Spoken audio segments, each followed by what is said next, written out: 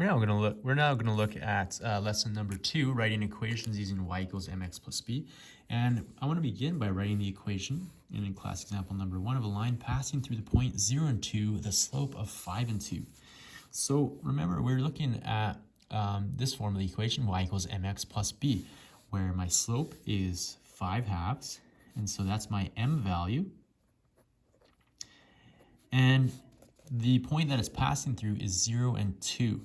Now, this is my x value and my y value. At this point, this is my y-intercept. So 0 and 2 would be right here, which means this is also happens to be my b value. So my line is going to look like this.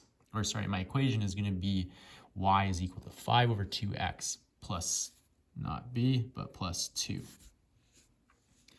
In class example number 2, I have these two lines, and each line on the grid passes through points with integer coordinates. So in each case, you want to state the slope and the y-intercept of the line and determine the equation of the line. So let's see, I have line 1, so this is that's line 2, this is line 1 right here. So if we look at L1, the slope of L1, if I choose two coordinates on L1, let's choose this one as well as this one, I go up by 1 and over by 3. So up by 1, 1, 2, 3. My slope is 1/3. And I also want to label the y-intercept, or the b value. The b value here is -4. So when I write this equation, y is going to be equal to mx plus b, or y is going to be equal to 1/3 x minus 4. For line 2, I'm going to take the same approach where m is equal to, well, if I choose 2 points on this line, so I go over by 1 and 2, but I go down by 1, 2, 3. So my slope is -3 over +2. And my intercept is at +2, so b value of +2. And if I again use my slope-intercept form, then my slope is going to be -3 over 2x plus 2. In class example number 3, we want to determine the equation of these following lines. So first of all, the line parallel to y is equal to 1/3 x plus 4, and with the same y-intercept as y equals 6x minus 7. So first of all, in order to have a parallel slope, it would have to have a slope of 1/3.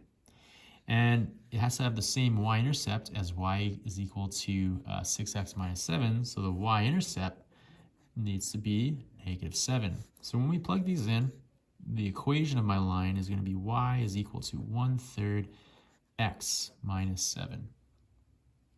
Now, when we're creating our next line, I want to have a line passing through 0 and 9 and perpendicular to the line joining to -6 and -5 and 0.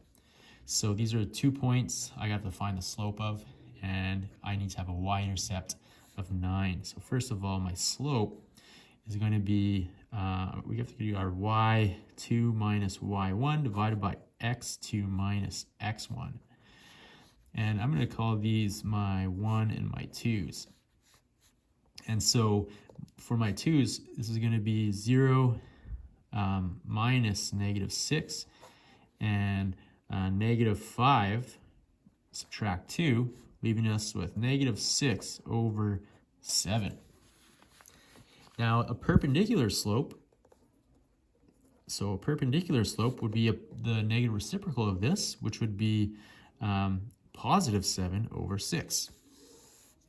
And we already know the y-intercept is equal to 9, and so when I plug this information and this information in, my equation is going to be y is equal to 7/6 x plus 9. We're now going to look at the horizontal and vertical lines. So for part A here, we want to state the slope and the y-intercept of the horizontal line L1. So here's L1 right here, And if it's horizontal, then that means it has a slope equal to 0. However, it does cross the y-axis at y is equal to 4. And so my b value then would be 4. So if I use the form of the equation y equals mx plus b to determine the equation of this line, then y is going to be equal to 0, x plus 4. And we would include 0x, so we would just say y is equal to 4. Now we want to predict the equation of the horizontal line L2. So L2 is right here, and just like L1, it crossed at 4, and we got y is equal to 4.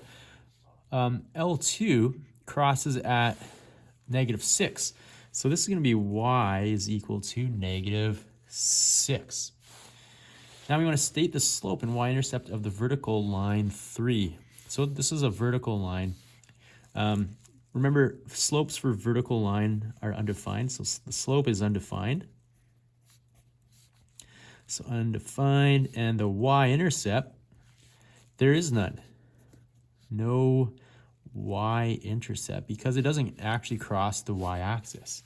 So why can we not use the form y equals mx plus b to determine the equation of a vertical line? Well, there's no slope, so no value for m. And there's also no y-intercept, but that doesn't really matter. There's just no value of m. Now predict the equation of the vertical line L3. And why can we not use a graphing calculator to verify? Well, we haven't used graphing calculators too much in this course, but for vertical lines, they have an x value or an x-intercept.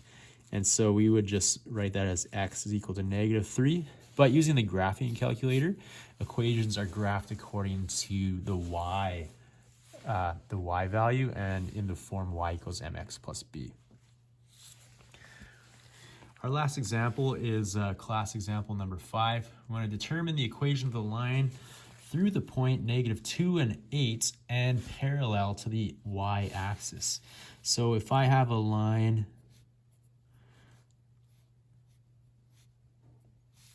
determine the equation of the line through the point -2 and 8. So -2, +8 would be around here.